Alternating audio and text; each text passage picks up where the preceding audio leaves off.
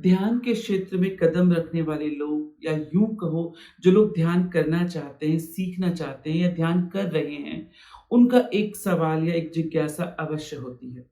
और वो ये है कि ध्यान के परिणाम कब मिलेंगे, कैसे मिलेंगे या कितनी जल्दी उनकी कुंडलिनी जगेगी या जो भी शक्तियाँ उससे जुड़ी हैं वो कब मिलेंगी। ऐसे मित्रों को, ऐसे साधकों को मैं बताऊँ कि ध्यान के क्षेत्र में उन्हें इतनी जल्दबाज़ी क्यों होती है?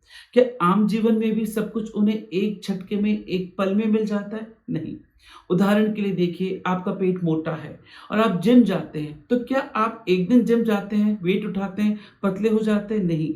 आपको साइकिल चलानी नहीं आती, आप साइकिल पे बैठते हैं, क्या बैठते साइकिल चलानी आ जाती है? नहीं।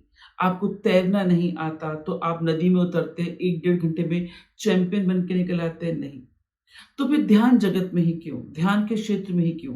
आप क्यों चाहते हैं कि जिस विधि को मैं आज कर रहा हूँ, उसके परिणाम 2-3 दिन में जल्दी आ जाएँगे? और जब ऐसा नहीं होगा, तो या तो आप गुरु में दोष निकालते हैं या ध्यान की विधि में दोष निकालते हैं।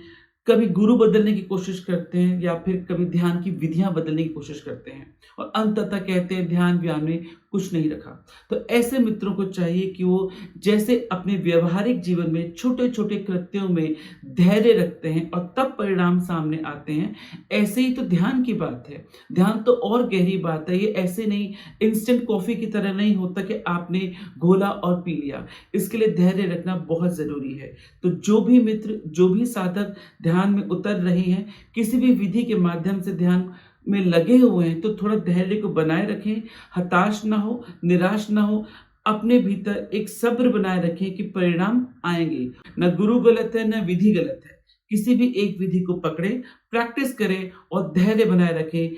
एक दिन में कुछ भी नहीं होता, प्रैक्टिस चाहिए। धीरे-धीरे सब संभव है।